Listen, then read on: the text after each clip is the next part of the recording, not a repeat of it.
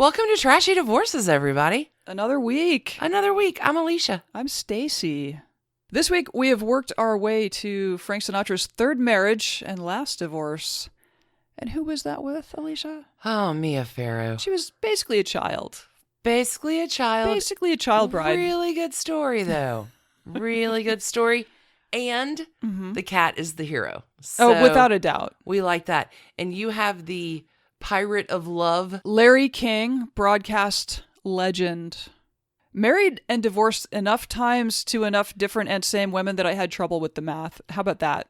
There was a lot of math going There was a little math in your story. What's this song? What's our song this week? You make me feel so young. Do I? Yeah, you make me feel there's songs to be sung. And every time I see your face, I'm such a happy individual. Currently reaching across the table. Okay. I love it. Popular song composed by Yosef Myro and Matt Gordon in 1946, introduced in the film Three Little Girls in Blue.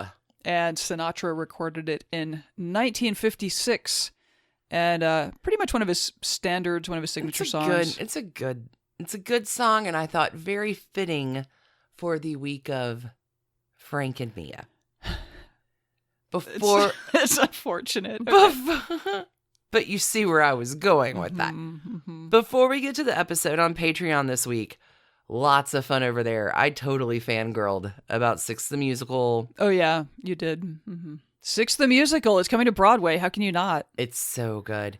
We did a in-depth reporting for Ocean's 11 on Dorothy Kilgallen, who I was not familiar with up until that point. Such a good story. Trashy Tidbits again on Thursday. I mean, we did Trashy Melodies and Nightcap Chat too. All the rabbit holing. But yeah, you've been super into these Reddit threads. Am I an asshole for loving Am I the Asshole threads? Because they're so good. Yeah. We have some huge thanks to give out for our new people who joined us on Patreon this week. A gigantic Magic Mirror shout out for Nicole S., Brooke, Nikki, Alex J., Jessica, Erica H., Amanda O., Megan S., Lindsay S., and Jade B. While we're talking about it, sweet Alex J. got her little note card in the mail with all of her little stickers that we send out, and her husband checked the mail and was like, there was a tweet. You have some splaining to do, Alex. So hey to Alex and hey to hubby. Yes. Everything's legit on the up and up. We promise. We've got two big shout outs to give to Jessica B and Debbie W this week. Yep. They joined the ranks of our trash candy connoisseurs on Patreon too. Yep. Super supporters. Thank you so much. Thank you. All patrons. You don't know the amount of love we have in our heart for you. Thank you for being awesome and legit the best community that exists in the world. Yes. You're amazing. All right, Trash Pandas. You ready to do this? Gotta take out the garbage trash candy style. Go, go, go.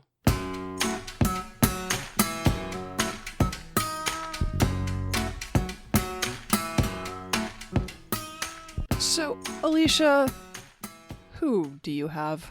We're picking back up with Frankie Boy this really? week. Oh, yeah. Oh, the one and only. Frankie Boy. Old Blue Eyes. Old Blue Eyes. And his third the marriage. Singin' Sinatra. With the first marriage of his very young bride, a gal named Mia Farrow. Wow, I feel like she's relevant this week in a lot of ways. So many ways. She hell of a life, this one. Okay. This is a good story. Let's just do a quick check on the Trashy Divorces Depot. Where did we leave Frank the last time we saw him? Is it with Ava Gardner? He was divorced from Ava Gardner, right? 57, 58, divorced at the end of the 50s. He's still hung up on Ava. He's still got pictures on his fireplace, like they fucking various cities throughout the world. But his angel eyes is gone. And he's going to pack it up, right, in the early 60s and have lots of fun with all the single ladies, some married ones too. We heard about a few of them this season and on Patreon as well. He'll date Lauren Bacall and dump her. He'll date Angie Dickinson and dump her. He'll date Marilyn, who ends up doing the dumping when her life tragically ends in 1962. He will also date Juliet Prowse. He wants to marry her. So Frank is getting around. Sure. Pretty much in the same fashion that Frank always has. Like, we've talked about this on Sunday and Patreon episodes this season. Frank, remember, needs all the attention all the time from everyone. From his pack, from the ladies. He's insecure AF. Like, Old Blue Eyes does have this way of hooking up with girls whose stars are on the rise, only to make them fall madly in love with all of his need and sweet promises, I guess, and then he dumps them. Like, he uses women and he dumps them. So, the last time we checked on Frank, he was kind of rat packing it up, just right there on the depot, located on the Las Vegas Strip, waiting for bride number 3. Now, remember, Angie Dickinson was like, Frank said he never wanted to marry another actress. Well, Frank is about to. So I guess the exception here is if the actress is super hot and young, and he's, well, not-ish. So think Henry VIII and Catherine Howard with a lot less coercion. I was just thinking nearly every older man with a lot of money and power. Well, by all accounts, wife number 3, Mia Farrow, loves the hell out of some Frank Sinatra. Even when they divorce, they see each other. They never stop seeing each other. Even when she's married to Andre Previn, they see each other. Even when she's romantically linked with Woody Allen for a fucking decade, they still see each other. They're always close. In more ways than you may imagine. So it's a hell of a story this week. Let's find out a little bit about our bride. Are you ready? Yes. Mia is an Aquarius girl. She's born February 9th, 1945. Her moon is in Capricorn, which she's got the cardinal, she's got the fixed qualities here. Because I can't, like, I've watched so much stuff when they're in it, trying to get this story together, and I just can't figure her out. Like, she seems kind of ethereal, like, she's a little flighty. She's a little out there. That is my impression of her as well, although I've not deep dived on this at all. But her friends describe her so differently. So Mia will grow up next door to legendary producer Hal Roach in Beverly Hills. Hal has a daughter, Maria. And Maria Roach, Hal's daughter, says about Mia Farrow, who grew up with her. People have this impression of Mia as a flighty, airhead flower child. She's not. She gives that delicate impression, but she's a powerhouse. She can get done what needs to get done. Think about that, because it's such a weird... She's quirky. She's fruity. Mia is the daughter of writer-director father John Farrow and Irish-born beautiful actress mother Maureen O'Sullivan, best known for her role of Jane in the Tarzan movies. See, in my brain, I was like, there's a Tarzan tie there. Okay. Spiderwebs opposite Johnny Weissmuller, right? Mia grows up, Catholic upbringing in Beverly Hills, lived next door to the Roaches. She's one of 7 kids. She's the 3rd child, but she's the oldest girl in the family. Her godparents are George Cukor, legendary director.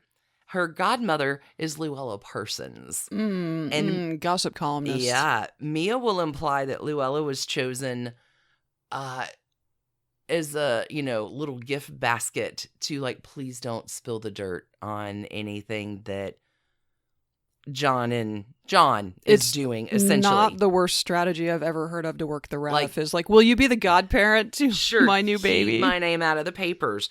So John Farrow is a notorious womanizer. He has a lot of affairs, multitudes of affairs, which for Irish Catholic Maureen, mostly go just whatever. He drinks, he fucks around. I'm Catholic. There's no option here. But hold on. I'm a Kennedy. She's not. She's not. One of these affairs really rocks the boat in 1952. Previous Trashy Divorces profilee, Ava Gardner, who at the time is married to Frank Sinatra, is getting down with John Farrow. And Maureen O'Sullivan is pissed about it. She banishes John to another bedroom with a separate entrance. This is where Knives Out. Okay, hold up. Let me see if I understand what's happening here. Frank Sinatra's wife is having an affair with his future wife, Mia Farrow's dad? Yep. Back in the day? You got it. Nailed it. Whoo! In one. Spider webs. Okay. Okay, that's messed up. Spider webs. So at the age of 9, Mia contracts polio. She is isolated for 3 months in her treatment. This story has everything. Like she's quarantined 3 months. Mm-hmm. And this changes her. Mia really begins to develop this like hardcore compassion thing where, you know, people who suffer, like she identifies with that. She wants to help. Like, she says this experience marks the end of her childhood. I think it did for a lot of people. Quarantine for 3 months? Yeah. Yeah. Oh. Yeah. At 9? Sad. It gets sadder, though, for the family. So John and Maureen and the little kids all head overseas because John's doing a movie. He's got filming, whatever. Mia's oldest brother stays in California. He dies in a plane crash, October of 1958. He's like 18 years old. Yikes. Dad begins to drink. Mom begins to drink. Things with her parents are getting pretty tense. There are a lot of violent arguments between them. She and her sister Prudence kind of get sent to a convent school for a while, but kids are around a lot. It's bad. It's bad with mom and dad. And again, divorce not an option. So they're going to be miserable and violent and in grief about the loss of their son. They head back to the States from overseas. Dad heads back to Beverly Hills. Mom goes to New York. Mom is retired 5 years before, but she can get work, and so she's going to come out of her retirement. Right. She needs the money. They're broke. They're broke AF. She headed to Broadway or something? Yeah. She heads to New York, does a show, and she's the toast of the town, star of the moment, Maureen O'Sullivan's blah, blah, blah, blah. Okay. She will send John checks back in California. John is incapable of working. Okay. He's done. The death of son so it's very bad. Has crushed him. But no one in the family really misses him. So in addition to Maureen being a hit, she's also stepping out with George Abbott, who's directing her show. So one night, the phone rings. It's John Farrow. Mia answers it. Mia doesn't want to lie to her dad. And he keeps calling, and she just quits answering.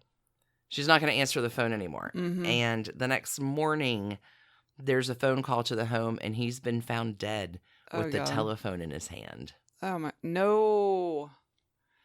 That's some nightmare fluid for you. Yeah, that's real stuff. Oh, that's a really sad story. It's a sad story. Like, she's 17. The family's broke. And all she wants to do is go back to London to go to college and go to med school because she wants to be a pediatrician and help kids in Africa. And, putting an ocean between her and that childhood might feel pretty good. That's it. Dad, before he passed away, does not want her acting. He encourages every other pursuit besides acting.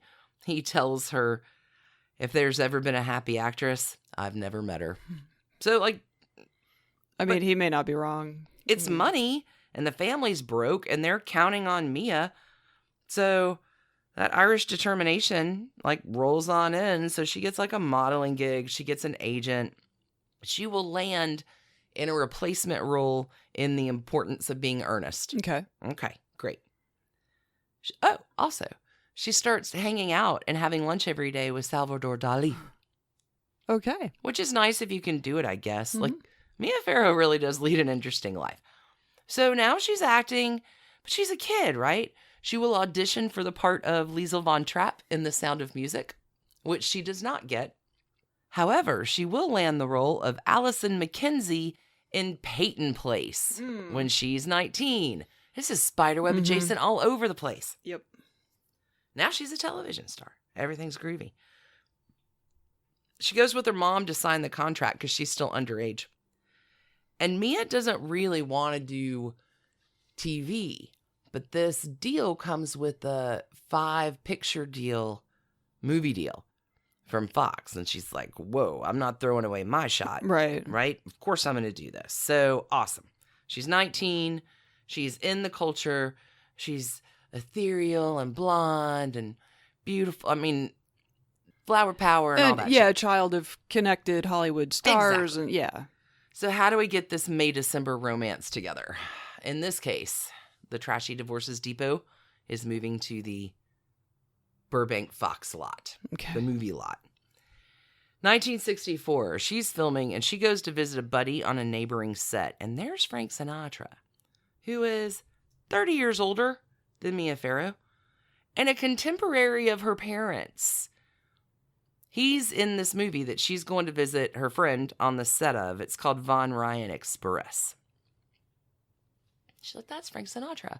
I met him when I was a kid. Oh, so wait, he wasn't Uncle Frank though, because boy was he Uncle Frank to a lot of kids. So she keeps going back to visit on the set of the film just to look at Frank Sinatra.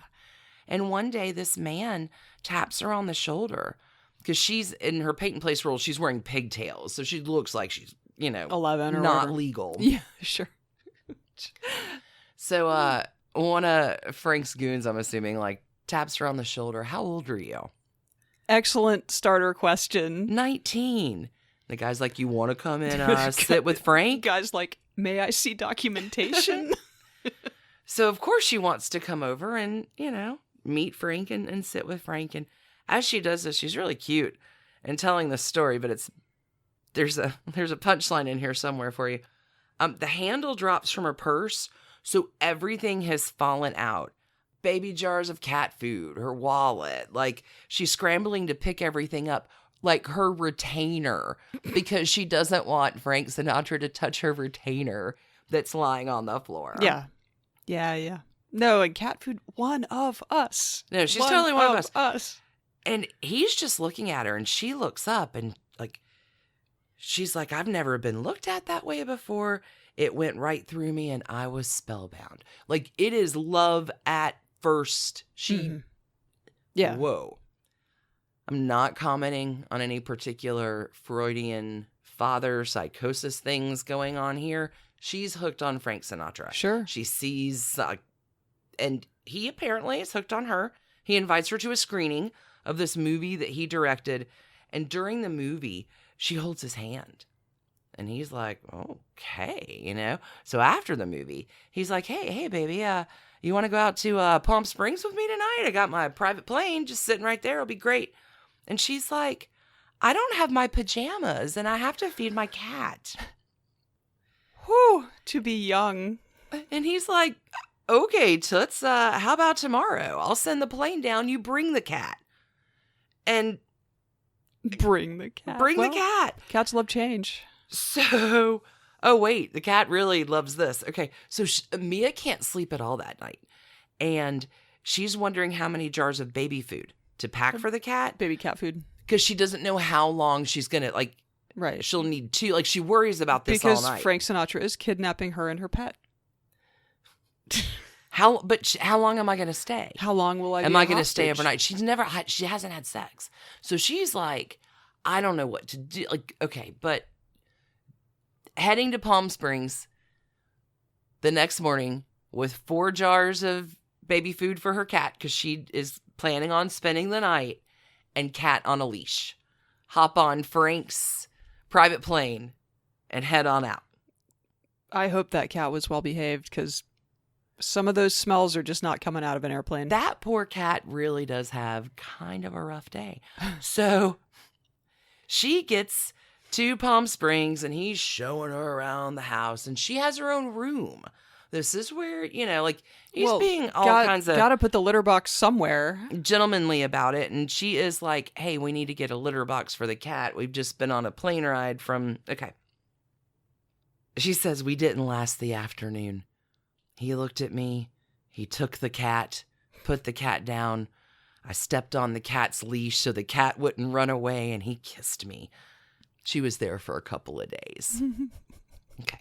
I bet they sent someone out to get more cat food. Probably Yul Brynner, because Yul Brynner's sitting out by the pool because he's there that weekend too. Is he a big cat guy? Consoling a weepy redhead who was Frank's original date for the weekend until Mia was on board.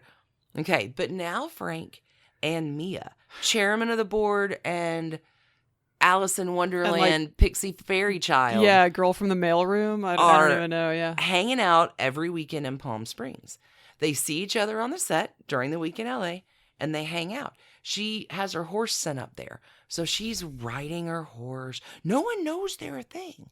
Like, Frank keeps it quiet from all of his buddies and his family. She doesn't tell a soul either. Like, it is 00 undercover. She's younger than his daughters. But she's not like the other girls. And they're both super Twitter-pated with each other. They have a terrific time. Doesn't make a damn that it's secret to her because she thinks he's so dreamy. Her horse goes up, she rides, he gives her jewelry, and she will write him poems. I like that she's just gradually moving various mammals to his property. They take long walks together. They do crosswords by the pool. They have funny nicknames for each other. Apparently, he starts calling her Angel Face. Seems original. Ava was Angel Eyes, so Angel Face, not too much of a stretch. She calls him Frankie or Charlie Brown. Okay. It's all going well enough. And they're falling in love. They're, secret lovers. Okay. So Frank's 50th birthday rolls around. This would be December 1965. Right, and she's 20 or whatever. Okay, great. Mia doesn't get invited because nobody knows Frank and Mia are a thing. But at this party, Frank gets zonked. He gets fucking tanked. So his buddies pack him up to take him back to his Palm Springs house, thinking they're going to party. Like, we'll put Frank to bed and, we'll drink all of his liquor. Like, it'll be great. It does sound like a good plan. That's what they do all the time.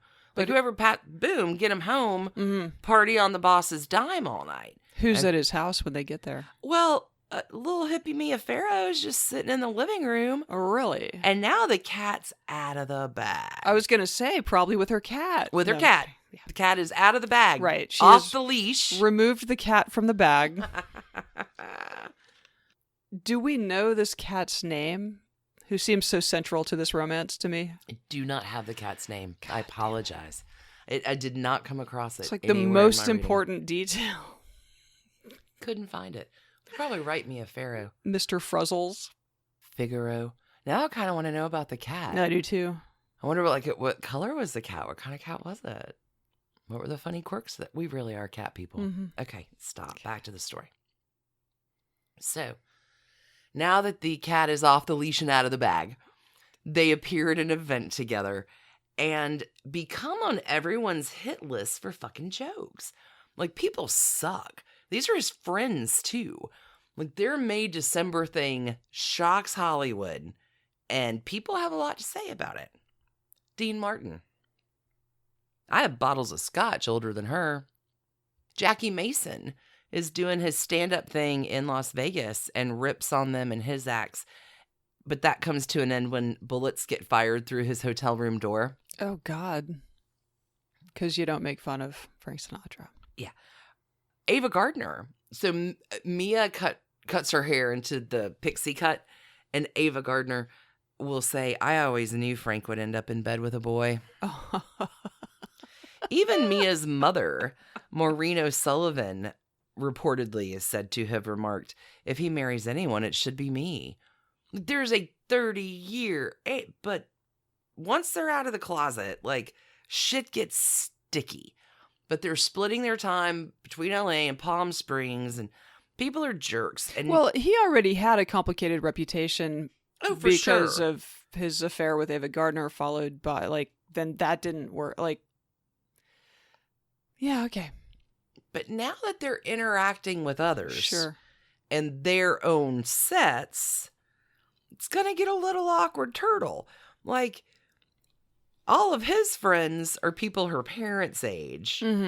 And all of his friends, she went to school with their kids. Yeah, no, she's showing up with her boyfriend who could be her dad. I mean, that's...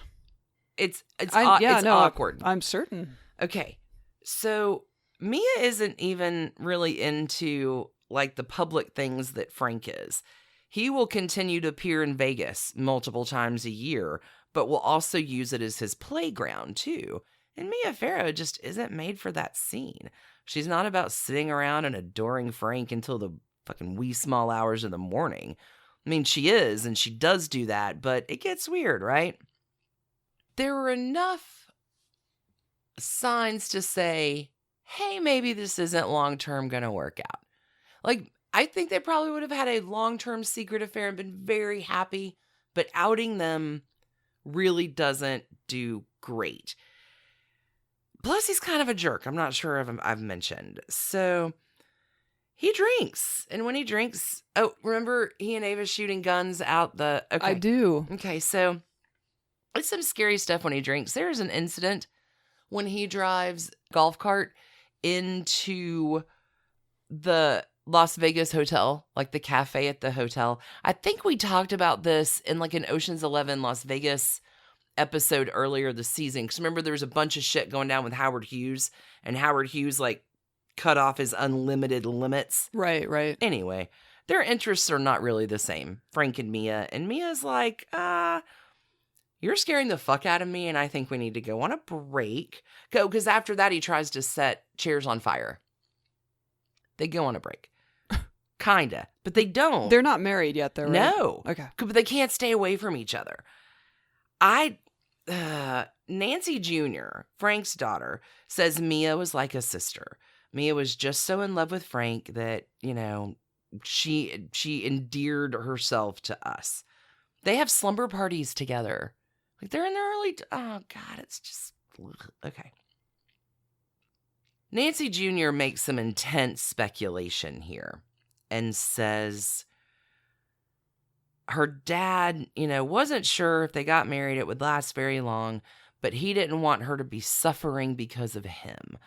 Her name was getting bandied about in the press, and it was important to him for her to be presented as a lady. Because the heart wants what the heart wants. So naturally, these kids are going to tie the knot July 16th, 1966. I feel like you mean this kid and this dashing older gentleman who certainly knows better. Small ceremony in Las Vegas at the Sands. No one is told anything about the wedding. Frank doesn't tell his family. They don't tell their friend. Like, it is... Classic move. It is not an auspicious beginning. And it doesn't take long for things to go very wrong. So there are a few factors in play here. Frank wants his missus to be whatever kind of manic pixie dream wife he needs. Like, Frank's a middle-aged man set in his ways, and he's looking for something that maybe this young girl is never going to do. Stay at home and cook and adore him. And things go well enough when she's not working, but she's a working actress. So hold on to that one for a minute. About this time as well, Frank Sinatra, who has always been a vocal and active Democrat his entire life. I mean, remember Mama Dolly back as block captain for the Dems in Jersey? Right, back in Jersey. Hoboken? Yeah. Frank Sinatra and Ava Gardner campaigned for Adlai Stevenson. Like, Frank and the Rat Pack are all over the 1960 campaign for Kennedy. Now middle-aged Frank is shifting to be a little more conservative. He's supporting his buddy Ronnie Reagan in the gubernatorial election, and isn't that war in Vietnam a terrific idea? I got nothing on that, okay. Yeah, and not cool, right? And Mia's having a hard time wrapping her brain around all of this. Different generations. She wants kids. He does not. She is sick of hanging out with his friends. But here's like she's got some grit. Like, she'll stand up to him. When he's like, oh, let's watch this movie that I'm in. And she's like, yeah, we've seen that 5 times already. Mm-hmm. That's horrible. We're not 20 years old, yeah. Frank. I've seen it. Also, she commits the most grievous sin of dancing with Robert Kennedy at a function. And this really pisses Frank off. So on Patreon this week, I'm going to do like this politic election follow-up where they concern the Rat Pack. But essentially, Frank gets dicked over by John Kennedy. Frank, who has put in money and time into renovating his Palm Springs home to host Jack. But those mob ties come back to bite you. Gets dumped. So Frank is furious. There's a lot of mad happening. Hates Bobby Kennedy. Hates him, hates him, hates him, hates him. Mia dances with Bobby Kennedy. Frank is mad. Okay. So let's pull the pin out of the career thing, because they're going to argue about it. He really wants her to not work at all, but they compromise. And she's like, okay, what about one movie a year? Oh my God. And Frank's like, great. This year, the one movie you do this year will have both of us in it. And isn't that awesome? No. So let's forget this nonsense now and have, some time before that movie starts in December or whatever. Before that movie can start, she gets offered a plum ola juicy role, her first starring lead role in Rosemary's Baby, directed by hot new director and dirty, dirty man, Roman Polanski. It's a 12-week shoot. She gets to stay in LA with Frank, who initially is very supportive of this idea. This is like late summer, fall 1967. They've been married a year and, a month or two now, and Mia takes the role. And Roman Polanski is not a one-take wonder like Frank, and by the end of the first week of filming, they're already a week behind. Great. And the schedule's getting pushed, and 12 weeks is not going to be 12 weeks. And Frank is pissed and no longer supporting his wife's dream of acting. She's not able to fly off to Vegas in the middle of the night because she has to be on set, right? The next morning. One night, he heads to Vegas without her, gets smashed, gets into a fight, gets his teeth knocked out and shit.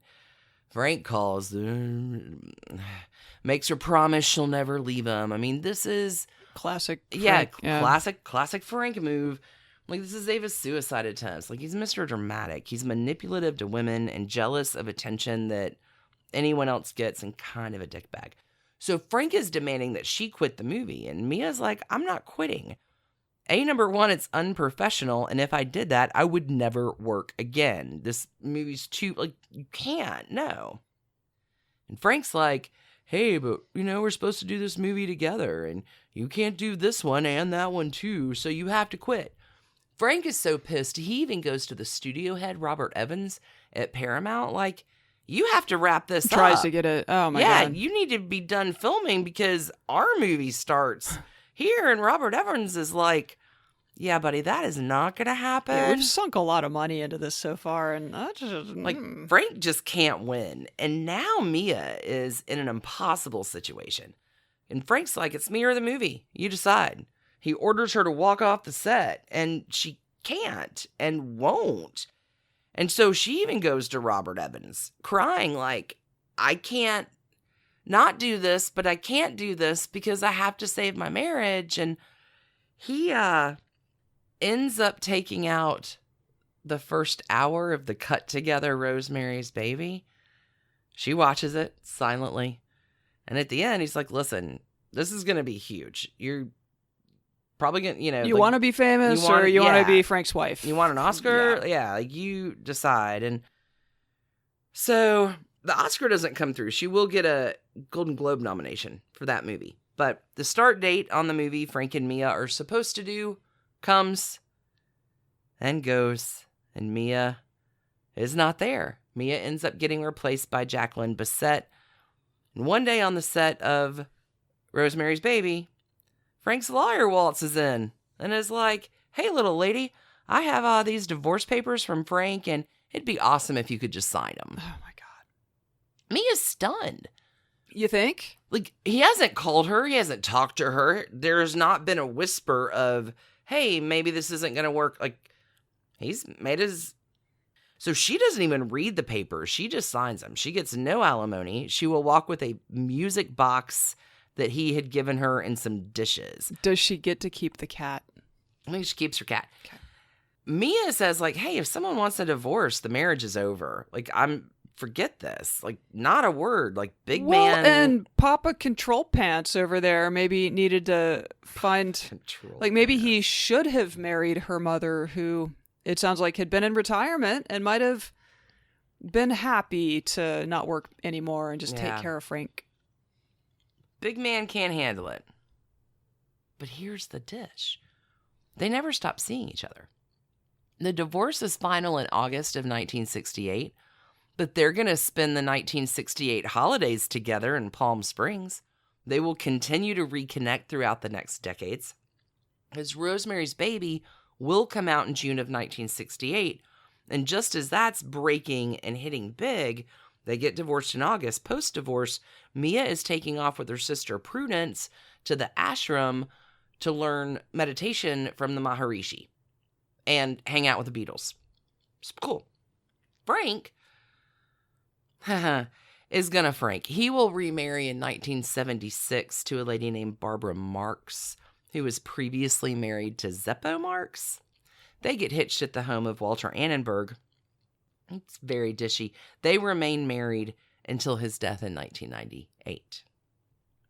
Mia, there's a whole other episode about what happens with Mia. Oh, for sure. She will marry again in 1970 to Andre Previn after busting up his marriage when she gets pregnant.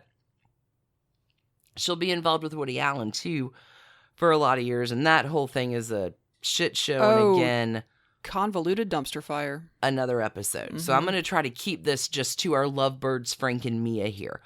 They never stop seeing, loving, being Twitter-pated with each other. He says she is the most wonderful person I have ever known. She calls him the love of her life. Like, she's never gotten over him. There also may possibly be, perhaps, Speculation. proof of their love and devotion. Possibly. Maybe a love child in the room. So No one we've heard of, I'm sure. there is a tidal wave of speculation that has been going on for a while about the paternity of one of Mia's children. She will have 14 kids, 4 biological, 10 adopted, many with special needs. But one of these kids, Satchel Ronan, born in 1987, bears more than a passing resemblance to Frank Sinatra. Mia is asked in an interview in 2013, hey, is there any, is Ronan Frank's kid? And she says, possibly. Wow.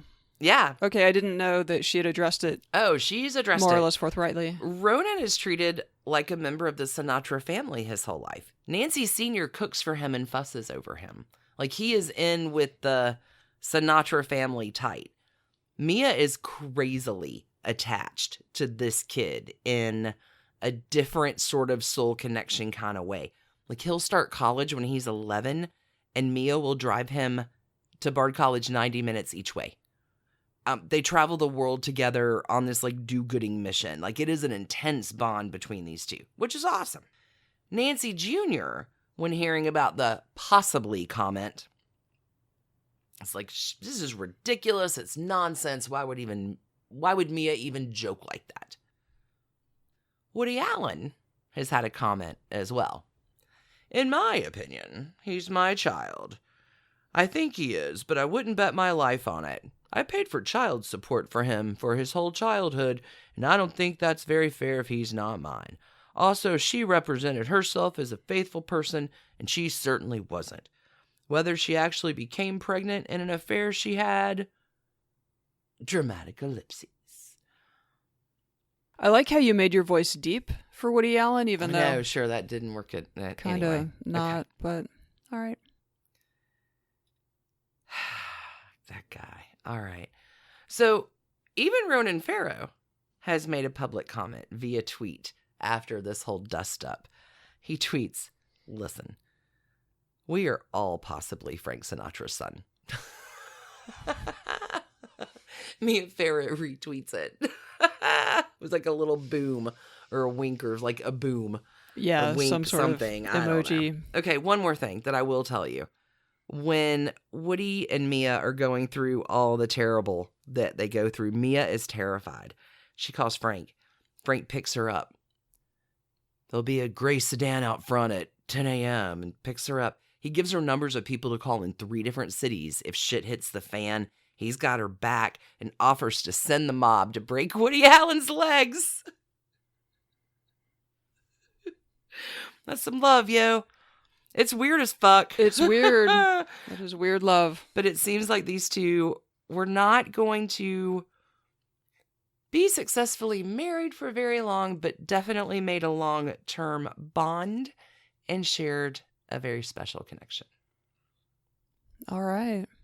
I don't even know how to do trash cans. I struggled in my story as well. I'm curious. I would give Frank Sinatra, for this divorce, 25 trash cans. The number of months that they were married before you sent your lawyer in. Without warning. Technically, the divorce takes a year because this is follows 67. So I'm going to half that. It took 15 months, 15 trash cans for Frank Sinatra. It took 15 months for you to send your lawyer in with divorce papers when I'm on set giving birth to the Antichrist. Thanks, man. You rock. Some shit right there. All right, 15 for Frank Sinatra. Mia Farrow on this one. She's a young, like, he should have, like, yes, she's legal, but God bless. Like, there's definitely some trash cans that she's going to get in the Andre Previn thing and the busting up that. Like, but I think mostly on this one, I can't award too many. I would give her some halos for making sure that her cat was well cared for. I mean, that's it. How many jars of baby food do I bring? No, she gets halos for the cat. Okay. 15 for Frank. Okay. That's what I got. That works. And that is the trashy divorce of Mia Farrow and Frank Sinatra. All right. With more to come on Mia at a future date. Dramatic ellipses. All right. You ready to take a break? Yeah, let's hear from some sponsors or something. Cue the music. Hey friends, Alicia here with some tips on better living. BetterHelp is my bra-free way to connect with my counselor. I love her. It can be your counseling option too. Wherever you are, BetterHelp can connect you with a professional counselor online. You'll chat via secure video or telephone, and you can chat and text with your therapist. Once you sign up with BetterHelp, you can start communicating with your therapist in under 24 hours on your desktop, mobile web, Android, and iOS apps. Whatever you're working through, BetterHelp has counselors who can help. If you're experiencing family conflict, stress or anxiety, depression, overcoming trauma, or want to have a healthier relationship, your BetterHelp counselor is there. What if you don't click with your counselor? Just get a new one at no charge. Maybe taking care of yourself was on your 2020 goal list, and we are very happy to help. Get 10% off your first month of BetterHelp by visiting our special URL at betterhelp.com/trashy. Once you're there, fill out the quick questionnaire so BetterHelp can match you with the best counselor. betterhelp.com/trashy for 10% off your first month. Counseling at home, y'all. Bra free. That's about as good as it can get. While it is true that diamonds are forever, if you are listening to this podcast, you know sometimes marriage often is not. Are you sitting around on an old wedding or engagement ring? Worthy can help you let it go. Be free, be free. And who knows, maybe letting it go can help with healing and moving on. So here's how it works. Visit worthy.com/trashy. You will schedule a free secure pickup. Your item is insured by Lloyd's of London. It's tracked by FedEx. I think there are like surveillance drones and NORAD satellites or something. I mean, what we're saying is that it's safe. Worthy is going to put their third-party gemologists to work cleaning, photographing your jewelry from like 28 different angles and giving you an estimate. And once it's ready for auction, you are in charge. You set the price you want. Worthy will list it on its global marketplace where you can get as much as twice what a local jeweler or pawn shop can offer, and you don't even have to leave your house. The whole process takes about a week, maybe a little longer, and you get paid within days. Tens of thousands of happy people have used Worthy to sell more than $100 million worth of jewelry. Just go to worthy.com/trashy to get started. That is worthy.com/trashy. Fling that ring off your finger. Oh, fling that ring. Get some dollars. It's your birthday. Fling that ring. We're going to need to call their marketing department and let them know we came up with that ring. Hey, we Worthy. Just made it up. Boom. Fling that ring. Right on over to Worthy.com/trashy. Stacie, darling. Zsa and our All-Star was so much fun last week. You're bringing us another All-Star this week? I do. I have another Trashy Divorces All-Star. There are more of these than you might think. It's weird. Anyway, this week I have Larry King, broadcasting legend, and I'm calling the story Larry King and the 7 Wives and 8 Divorces. Whoa, 7 Wives, 8 Divorces? Oh, yeah, he got started early, too. And the tie-in here, I mean, to the extent that we need one, is that in 1988, Frank Sinatra, sort of unexpectedly, because he didn't really do interviews at the time, but he appeared on Larry King Live on CNN, and It was his last major interview. Sinatra lived another decade, but he was pretty much out of the spotlight at that point in his life. For sure. He was apparently busy with Mia Farrow and Barbara. He was busy with Barbara Marx. Okay. Sinatra, as noted, is not the only reason that we, here at Trashy Divorces headquarters, would take note of Mr. Larry King.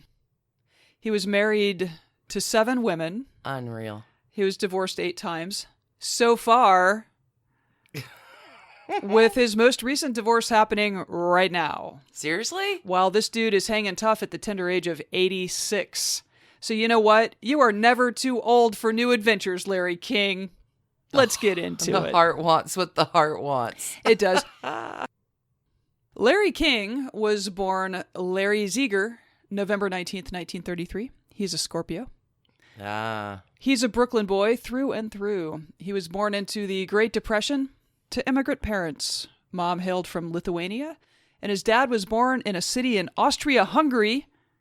I looked up precisely where that would be, and it is in modern-day Ukraine. I was like, wow. Would that be in Austria? Would that be in Hungary? No! Apparently the border stretched to Poland. Interesting. Yeah, anyway, so not actually a very helpful place name, but all right, so yes, immigrant parents. Tragically, his father died of a heart attack when Larry was 9. Oh. He has at least one sibling. So the family was in tough financial shape for the remainder. In spite of that, it sounds like Larry King had the kind of Brooklyn childhood that a lot of television and film would go on to document in great detail later as those people came of age and wrote about their childhoods. Here are some tidbits I've found from Larry King's younger years that simply had to go into this episode. I can't wait. Fantastic. Go. Okay, so first of all, Sandy Koufax, famous baseball player. Yeah. Was one of his childhood friends. They were classmates in school. They were buddies. That's cool. They all ran in the same little gang of, I don't know, Brooklynite hoodlums? I don't know. Playing in the same sandlot. They were hipsters. Now I know. No, they weren't. Okay. So once Koufax was a Brooklyn Dodger, when they were a little bit older, their whole friend group, like Larry and his buddies, they'd like go to Dodgers games and they'd sit behind the dugout and they would like pass matzo sandwiches down to Sandy Koufax while he was like in between at bats or whatever. Like that was just what they did. It actually sounds like a very fun sort of. Apparently the rules aren't the same with baseball like they are with swimming. Well, if you pass a sandwich to a swimmer, the pool gets really messed up.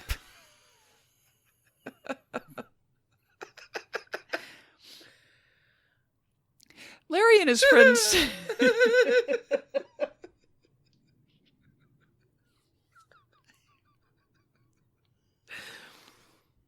And sometimes at Trashy Divorces headquarters, we get the giggles. Larry and his friends remember themselves as troublemakers, although their stories are so vaudevillian that it's hard to know. And honestly, I'm pretty sure there is no truth to any of them at all. I think these are all like borrowed tales that they've just. It's a semi-true story. I don't even believe it or not. Yeah. So Herb Cohen is one of Larry's oldest friends, and in 1988 he was interviewed by the South Florida Sun Sentinel. I have no idea if that paper still exists. About his friend Larry King. Okay. Herb says, we came from Bensonhurst in Brooklyn, an Italian and Jewish neighborhood. We had no money. We had our candy store, our corner grocery store.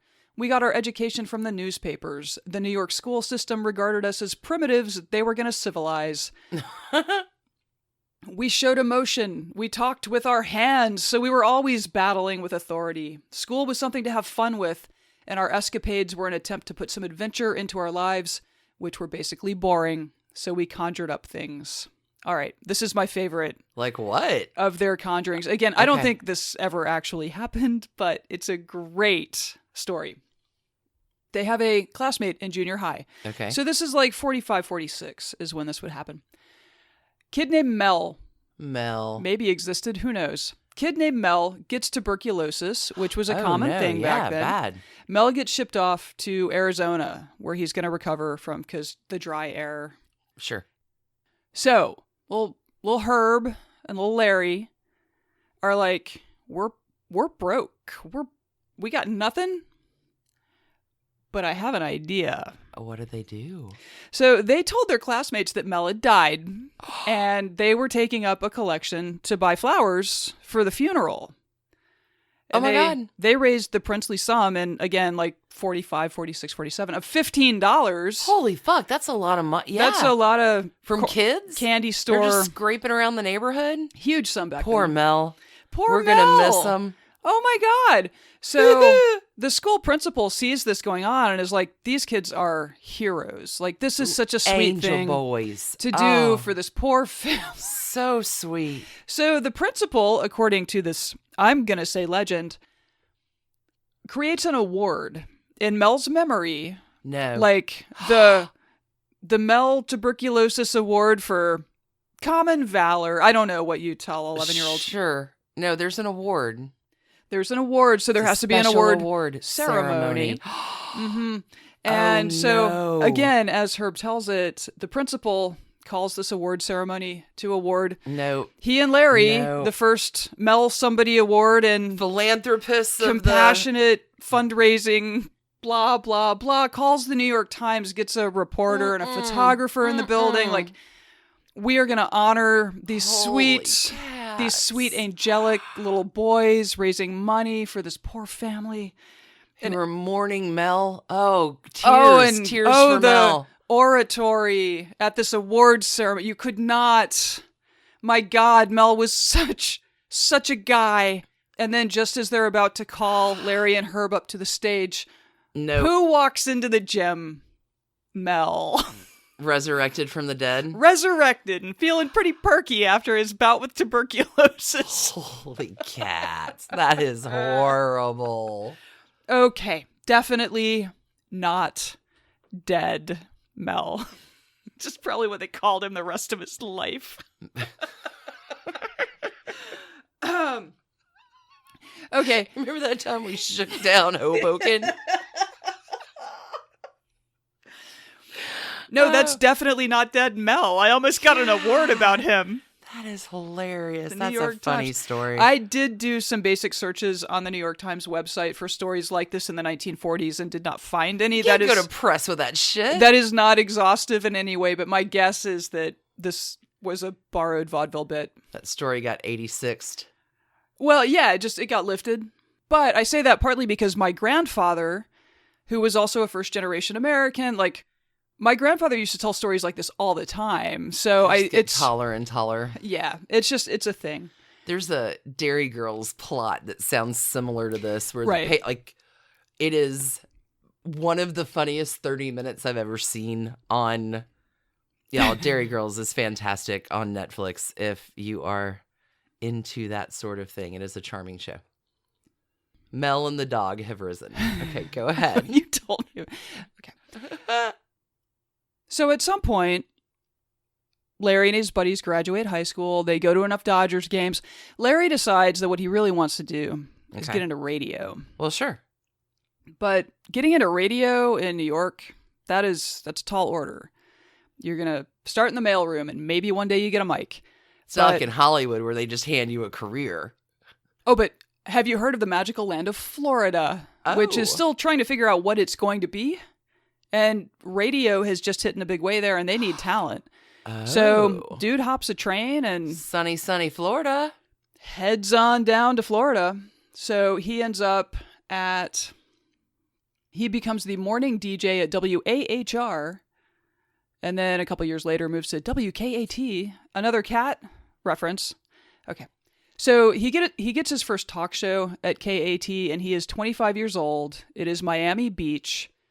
And he is interviewing Lenny Bruce and Richard Nixon and Jimmy Hoffa and Ella Fitzgerald. No way. This cast of who's who when they come to vacation in Miami. If you're a famous person, that's where you're going. Yeah, you're going to the Fontainebleau. Well, and you're gonna go talk to Larry King, this kid who's got this radio show that everyone listens to.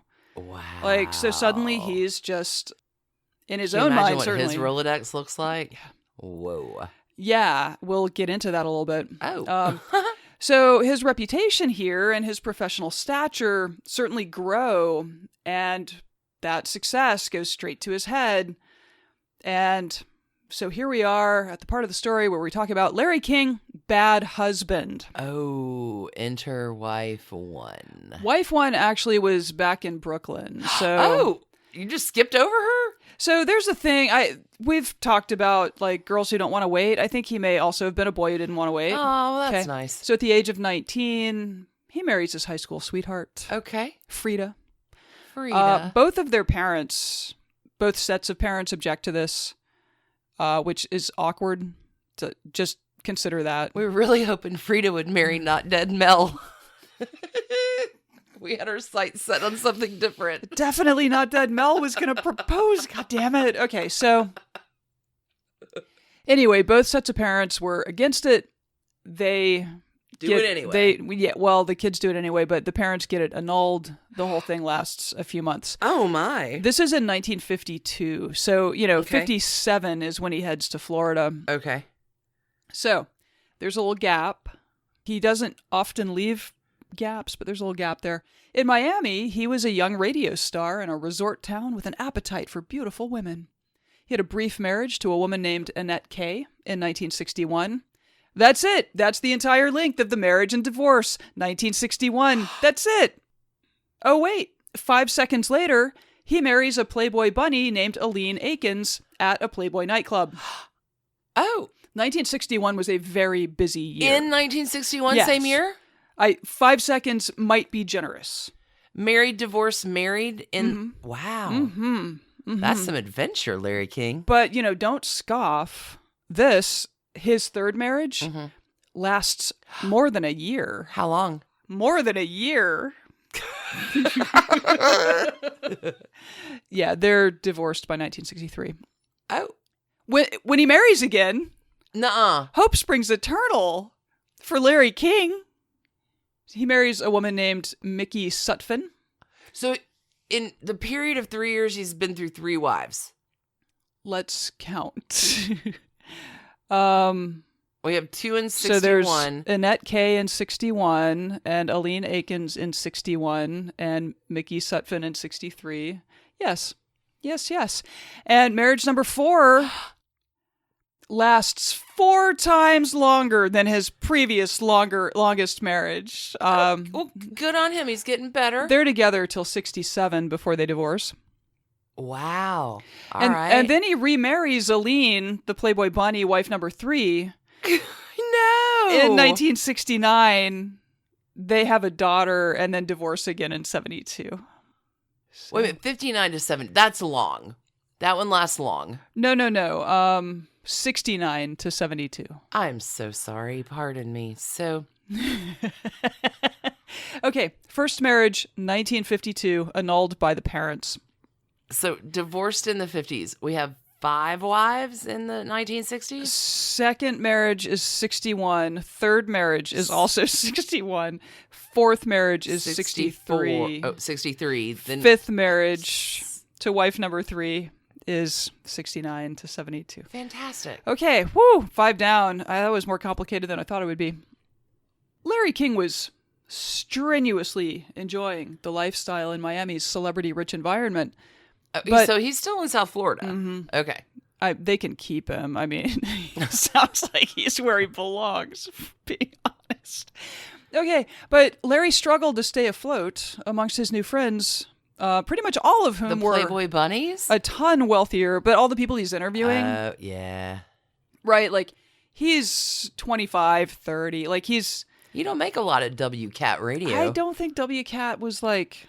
When you got Right 4 in the big fucking checks. alimonies to pay for. So, one of his good friends down there is this financier named Lou Wolfson. And for whatever reason, Wolfson had taken a keen interest in Larry King's life. Actually, I know why that was. It was because Larry King knew all of these powerful people. You have connections. Yes, that's exactly it. And Larry King ultimately scammed this guy for a lot of money. What? So basically, it seems like King... I think you should have called this Larry King swashbuckling pirate. That's not unfair, really, as a characterization. I think there's a lot more to this story than there's probably a cool novel to this.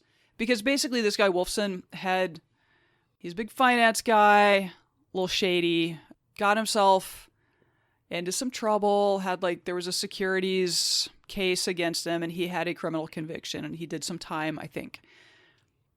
He meets Larry, who's been interviewing people like Richard Nixon, and they end up talking, and Larry's like, you know what I could do is if you give me like 50 grand, I can have the new Attorney General, John Mitchell. No. Take a look at your conviction. Maybe we can get you a pardon. Spiderwebs. So that is my supposition, is that Larry King attempted to sell a pardon, or attempted to purchase a pardon, or attempted to facilitate the sale of a pardon. But he ended up pocketing the dude's money. So he's grifting for a lot more than $15 from Not Dead Mel. Yeah. These days. He's upped his game a little. And then Lou Wolfson walks into the gym.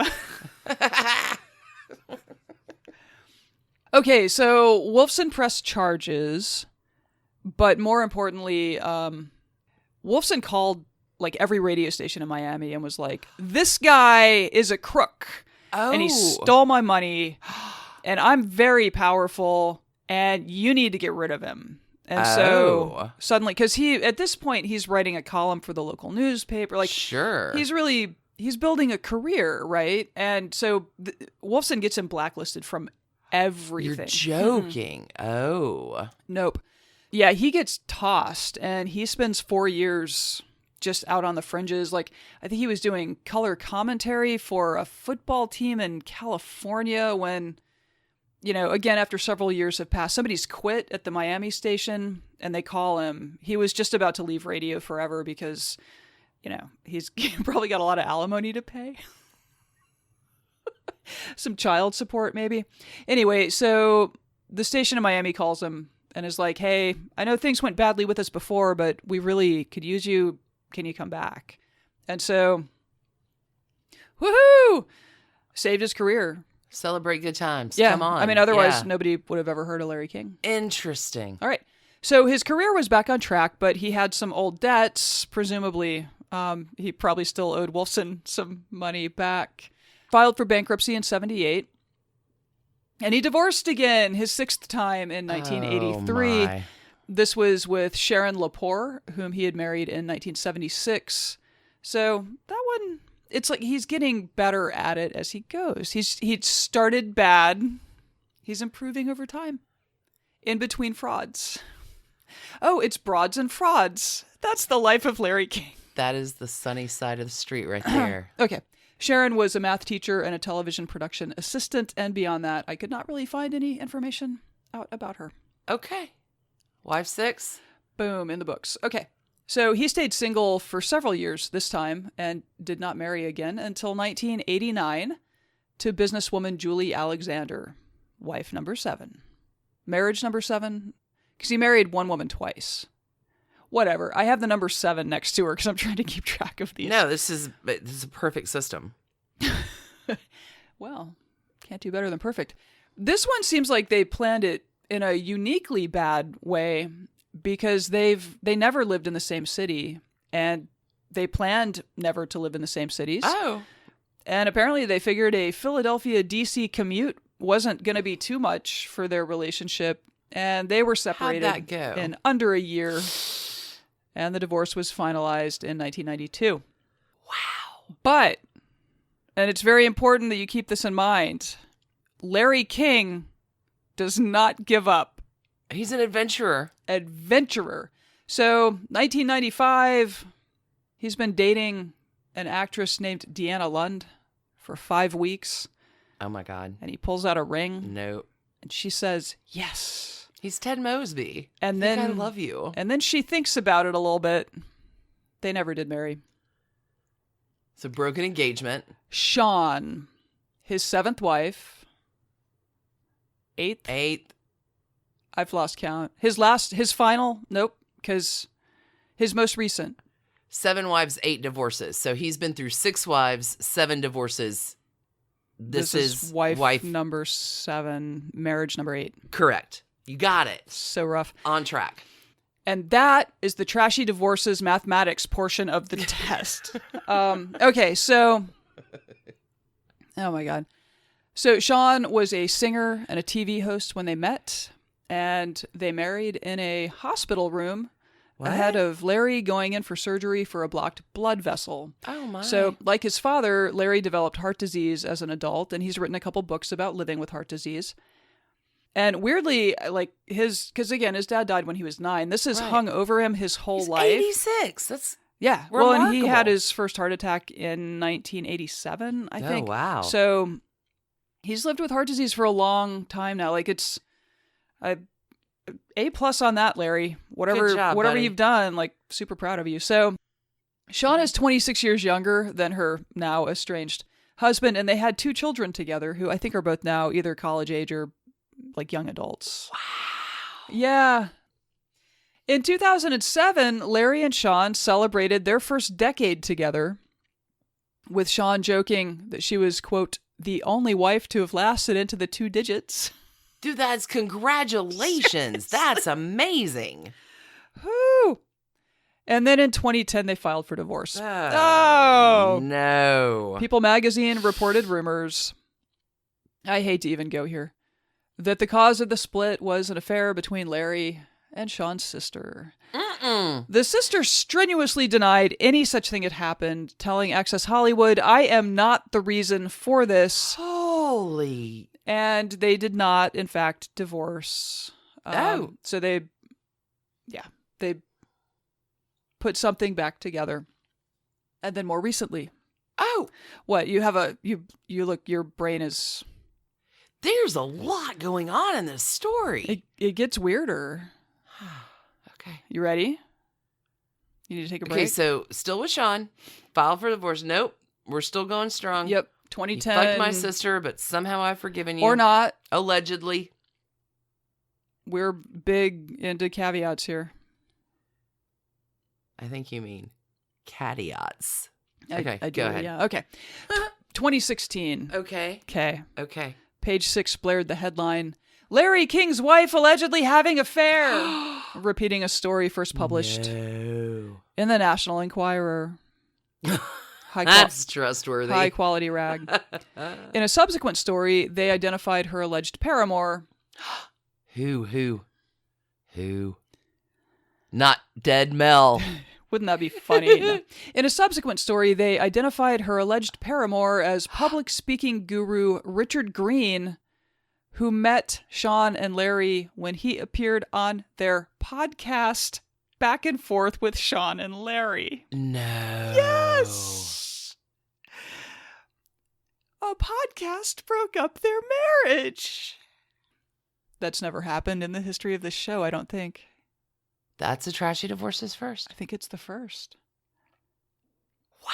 And this is why you don't have guests on your podcast, people. Okay. So, all right. So these stories were out there. Larry King certainly saw them. He was apparently very upset about those stories, but did not file for divorce at the time. Okay. But yeah, it seems like things have been pretty tough for a few years. So, wow. Very sadly, Larry King's brother passed away. Aw. In October of 2017 in New York City. He went to New York they live in Los Angeles. He went to New York for the memorial solo. Wife didn't go. So a month later, after his brother's death, he celebrated his 84th birthday. Again, heading to New York, hanging out with brother's widow, his old friend Herbie Cohen with the $15 Herb. nearly dead Mel racket. Anyway, wife did not go for his birthday. After his brother's memorial, yeah. So, yes, again, they officially filed for divorce last August. On the outs. After 22, sometimes tumultuous years together. Well, that's the longest one. Good It on is him. very long. And yeah, more upsettingly perhaps is that Larry suffered a stroke months before the announcement and was in a coma for several weeks afterward. This, I think, happened in March of 2019. And it seems like maybe that brush with mortality, like, kind of got him to where he wanted to tie up. Like, I can imagine if you're in your 80s and you've been living with heart disease for several decades. Sure. Maybe you're just going to ride it out with your shaky marriage spouse. But apparently he opted not to go that route. Larry King, legendary broadcaster who made the leap from local radio in the 50s to national broadcasting in the 80s to television in the 80s, hosting Larry King Live on CNN from 85 to 2010. He's even doing new media now. He's got the Larry King Now show on Hulu. Retire, man. He's never going to. He loves what he does. That's a Scorpio man. Scorpio men will always work. Oh yeah, he's won Peabody Awards for radio and television, Cable Ace Awards. He's an inductee in the National Radio Hall of Fame and the Broadcasters Hall of Fame. He's interviewed every notable person of like the last 70 years. Sure. And while his track record with love is absolutely appalling, he does love his work and has said he plans to never retire. Larry King, welcome to the Trashy Divorces All-Star Hall of Fame. Congratulations, man. Another thing you can hang in your mantle. We don't actually have a physical prize for you. Oh, but I'll make a certificate. We need to make a certificate after this. We should ship them out. I don't know. What do you think it classifies to be an all-star? How many divorces do you need to have? Because Liz Taylor, for sure, all-star. Zsa Zsa, all-star. Larry King, all-star. Lana Turner, all-star. I'm going to say 7. That works for me. I think we can... Lucky number 7. I think depending on the trashiness factor, we can probably go as low as 5, but... It has to be super trashy. It has to be super... Yeah, there has to be some major... Okay. I mean, I gave him a combined... I gave him 16 microphone-shaped trash cans, one for each of his marriages and divorces, so... But I may also have gotten the math wrong there. It's so hard to tell. 7 wives, 8 marriages, divorces. 8 divorces, yeah. Wow. I think. It's either 14 or 16 or 15 if you... It's a lot. Oh, and I guess technically one was an annulment, so... Right. Listeners, let us know at trashydivorces@gmail.com how many trash cans you think and how many marriages this constitutes. And... No, I definitely think we can go dirty dozen. Let's go 13. Okay. I think bakers everywhere are horrified that you just called that a dirty dozen. No, it's a baker's dozen, but for Larry King, it's a dirty dozen. That's fair. We'll give him 13 trash cans. That works. There you go. That's my story for the week. Wow. Yeah. Out of the park. That dude's an all-star. Brooklyn boy. Hipster. I'm going to be dreaming about Not Dead Mel like Weekend at Bernie's for so long now. That was amazing. All right. That wraps up another week of Trashy Divorces. Fantastic. What's coming up on Patreon this week? Ooh, that's a great question. Sunday, we're going to be doing a nightcap chat for our trash candy connoisseurs. I got a Trashy Melodies coming out on Monday. Ooh, first week of the month, the first Tuesday is Trashier Tutors, which is always good. We'll continue our Ocean's 11 series on Wednesday, Trashy Tidbits Thursday, and I might actually get in an Ask Alicia About the Stars. Oh, look at you. This week. I like to do them kind of in the first week because it'll space out with our beginning of the new Zodiac calendar starting with Aries in the 3rd week of March. Okay. Right, and I'll be launching my new ASMR series, Touching Your Face with Dirty Hands. It's a mess out there. Wash your hands. Keep it trashy, but not so trashy that you don't wash your hands. Thank you, everyone, for tuning in. Indeed. Keep it trashy for us with your very clean hands and lack of touching your face. Until we see you next week. Go forth and be trashy. Keep it quarantined. Lead the life of a pirate with cats on a leash. Cheers, friends. Bye. Bye.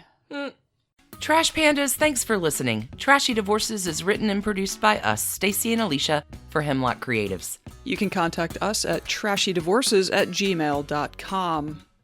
Our art is by Sydney V. Smith, Sydney V. Smith at carbonmade.com. And our music is used with permission of Ratsy. You can find her at Ratsy's store on Instagram.